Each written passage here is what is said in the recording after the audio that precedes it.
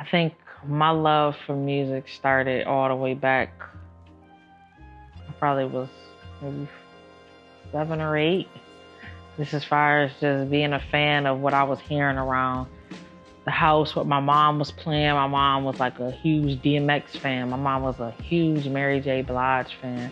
My mom was a huge Anita Baker fan. She used to play country music. I didn't know half the artists at the time, but my mom played everything. Made a living from business moves and rhyming words, crime and herbs. It turned me into a science nerd. Penny for your thoughts, I paid it and every dime was earned. Stuffing cash in empty boxes of hair, dying perm. That was kind of like, how I got my love for it, was just hearing it around the house. My mom was playing music all the time.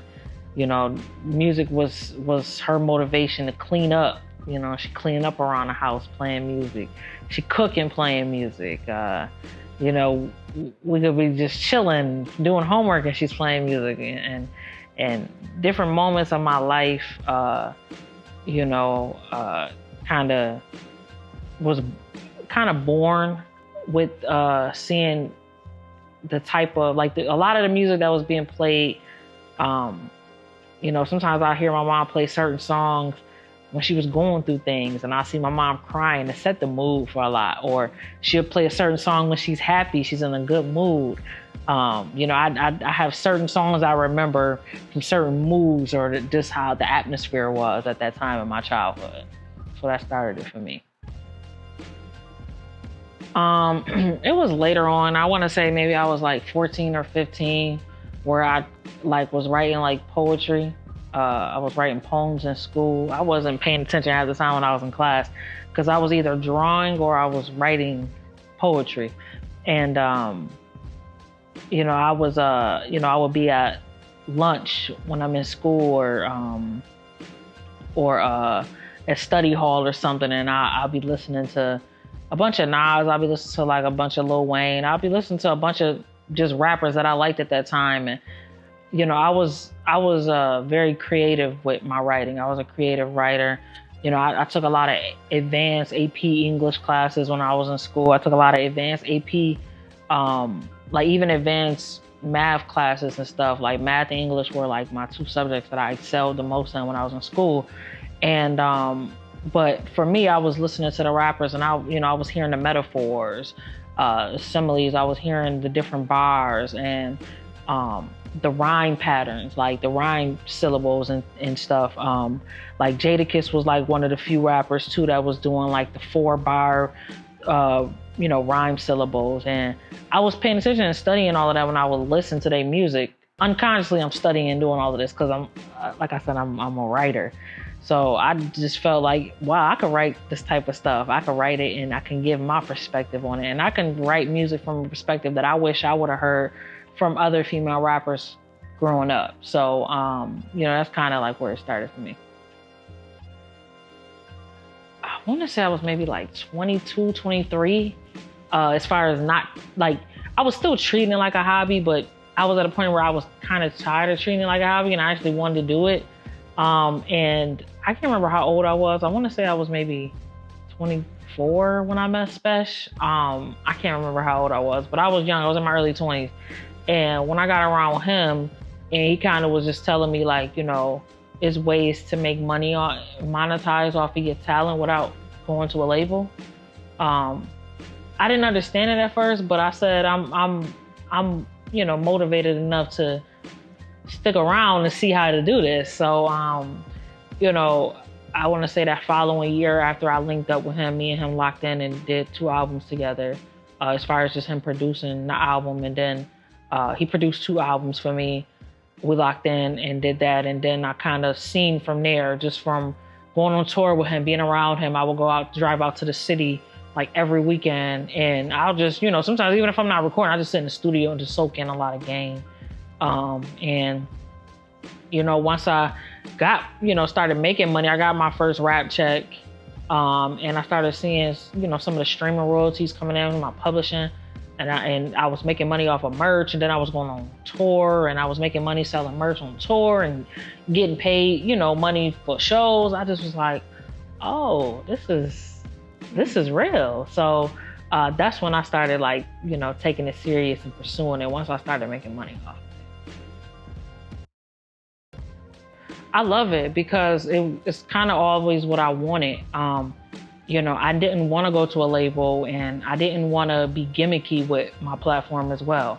I like being able to interact with my fans directly. I've had situations where like fans that followed me and that I interacted with online consistently, I seen them at shows and I'm like, oh, that's such and such. And, I call them by their username or whatever. And I'm like, oh, that's fire. Like, and they would travel. I have fans travel, like get on a flight, travel 6 hours to come see me, and these are fans that I've seen online, being able to interact with them directly, platforms like Patreon or platforms like Bandcamp, where, it's like a direct to consumer, but there's, you can have chat rooms where you're talking to your fans, like, what I'm saying? Like these are like, like your friends or something. But my fans are like, I treat them like in a lot of ways like family because they changed my life. They contributed to my life being where it's at now, where, I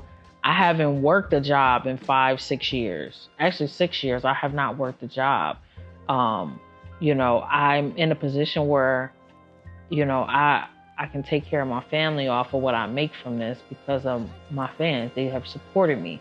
They do all the promoting for me. They are the reason why some people know who I am at this point. They bully people, on my behalf. Like, it's a different type of support. So, when you see that, and me experiencing that, it's something I always wanted. So I'm happy at, how it's set up for me to have that direct relationship with them. I want to say I had a couple experiences like that, but I think the Nas Shoutout was really what did it for me. I was listening. A lot of people don't know this. So my publicist had reached out to me. He was like, yo, cause he's the label that put the Nas album out, he does work for them. So he had hit me up. He was like, yo, listen, something big about to happen. I didn't know what it was, but I'm a Nas fan, so I'm gonna listen to his music. I'm listening, and then I'm getting like, I didn't even get to the song yet. I'm getting notifications on Twitter. They're like, yo, Nas just shouted you out. I'm like, what? So I skipped to the song, and it was at the very end of the song, but he just was shouting out a bunch of people. And then I heard Che Noir. I was like, nah, ain't no way he just said my name. Ain't no way. I rewinded that like a couple times. I'm waking my husband up. Like, Nas just really shouted me out right now. And for me, that was like, cause I had a couple moments like in 2019 where like, I remember when Rhapsody shouted me out on Joe Budden's like older podcast. Joe Budden and them had show love to me early on. Like Rod Digger was shouting me out. And I actually did a show and met Rod Digger in person, like, so I've had moments like that, but that was like, the Nas shout out was like, really like, oh shit, I'm here. Put that in your caption on your Instagram. I did, I posted that joint, resume, like he's been knowing about me for a while, I just found out. So it's like, this, you just never know who's listening. Yeah, you just never know who's listening. As far as impact, just inspiring people to be themselves. Like I've been myself since I came in the game. I ain't tried to be nothing else, nobody else. I don't see nothing wrong with other lanes of, being a woman in this lane, a female rapper per se, but I just was myself. And I had people trying to pick apart my image or pick apart, the direction or sound I should go with. I just stayed myself and I stayed loyal to that and I stayed humble in that and I stayed focused in that and the fans came to me. The people who gravitated to me, those are the people who were meant to gravitate to me. I didn't try to go get something that was out of my comfort zone or out of my lane. And, so just being yourself. As I learned too as well, this is what I plan to do going forward. Giving independent artists or artists who aspire to be, grow their own fan base, make their own money and not go to labels, giving them advice and guidance on this journey, because I'm still learning as I go. It's a lot of stuff I learned last year that, changed my career in a lot of ways, was a breakthrough year for me. I've had several breakthrough years, but last year was a big knock through for me. And it was a lot of stuff that I learned that I realized, okay, I was doing that wrong all these years. So I don't know it all yet, but I'm figuring it out. But I would like to, I would like for what I've done to, inspire and also serve as a guidance to other artists, female or male coming up, to use these steps and mistakes that I made too to help them on their journey. So it's really to inspire people to be themselves and if this is what you want to do, you could do it. Just stay focused, build your audience, and be consistent. That's a part of being yourself, though. Sometimes, being yourself, like you don't have to always look like, I guess the rapper. Like, I don't think it's no look to being a rapper, but I guess some people be like, you don't look like a rapper. Yeah. And I just be myself. And but the talent, it don't matter what you look like.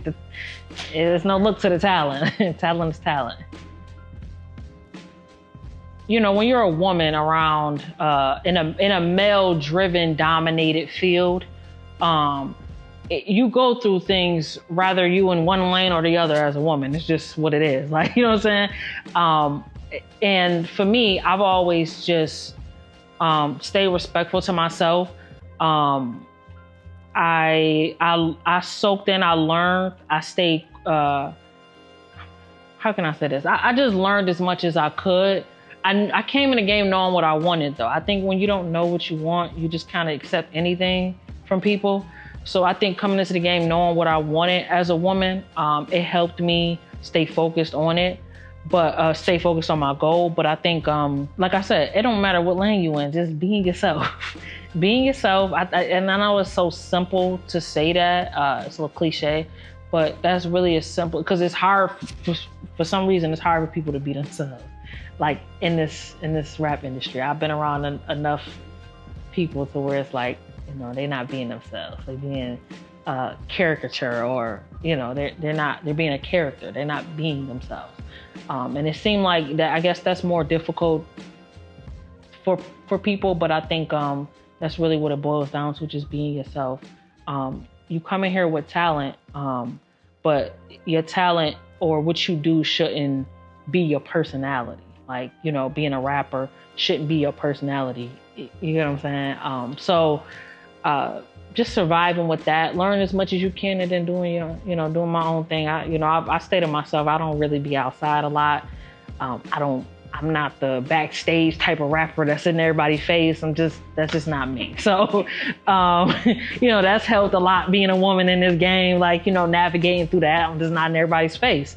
But when, around the people, the few people who have taught me things like Spesh, and even when I did my album I learned a lot of things when I was around Apollo, like, just serve people who served as a purpose, for me to learn things from. I just soaked as much as I could. And then when I felt like I learned enough, I went and did my own thing. And just know what you want when you come in this game. That's going to help you.